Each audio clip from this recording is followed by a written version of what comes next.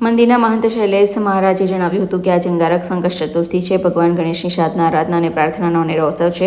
વિઘ્નહર્તાના લાખો ભાવિકો અંગારકી ચોથના દિવસે ઉપવાસ કરી પ્રાર્થના અને આરાધનાના શ્રાદ્ધના સથવારે કરી બાપાના આશીર્વાદ લેવાનો પ્રયત્ન કરે છે. મંગળવારે પડતી ચતુર્થીને અંગારકી ચતુર્થી કહેવામાં આવે છે. સંકટ ચતુર્થી એટલે કે ચતુર્થી જે સંકટને હરાવે છે. આ દિવસે ભક્તો વિધિ મુજબ ભગવાન ગણેશની પૂજા કરે છે. એવું માનવામાં આવે છે કે આ વ્રત કરવાથી ભક્તોના બધા દુઃખ દૂર થાય છે. દર મહિને પૂર્ણ ચંદ્ર પછી આવતી ચતુર્થીને સંકટ ચતુર્થી કહેવામાં આવે છે, જ્યારે અમાવસ્યા પછીની ચતુર્થીને વિનાયક ચતુર્થી કહેવામાં આવે છે. આમ મહિનામાં 2 વાર ચતુર્થી વ્રત રાખવામાં આવે છે. અંગારકી સંકષ્ટ ચતુર્થી ગણેશ ઉપાસના માટેનો વિશેષ દિવસ ગણવામાં આવે છે. શ્રદ્ધાળુઓ આ દિવસે ગણેશ આકર્ષે એટલું જ નહીં, ગણેશ ઉપાસકો ગણપતિ અથર્વશીર્ષ, સંકષ્ટ નાશન, ગણેશ સ્ત્રોત વગેરે સ્ત્રોતનું પાઠન કરીને વિઘ્નહર્તા દેવને પ્રસન્ન કરશે.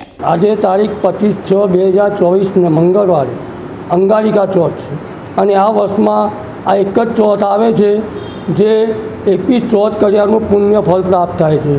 આ ચોથનું વ્રત, જપ, તપ, નિયમ, સ્વાધ્યાય આ 4 વસ્તુ મનમાં ઉતારી ભગવાન ગણેશજીની આરાધના કરો છો તો તમારું દરેક કામમાં સફળતા મળશે. તેમજ આજે આ અંગારિકા ચોથ નિમિત્તે સવારે 6:30 વાગે કેશર સ્નાન કરાયું, 8:30 વાગે આરતી થઈ, 9 વાગે મહાપૂજા કરી અને રાતના 10:28 કલાકે આપણે મહાઆરતીનું આયોજન રાખ્યું છે. એ ટાઈમ પર ચંદ્રસરનો સમય 10:28નો છે.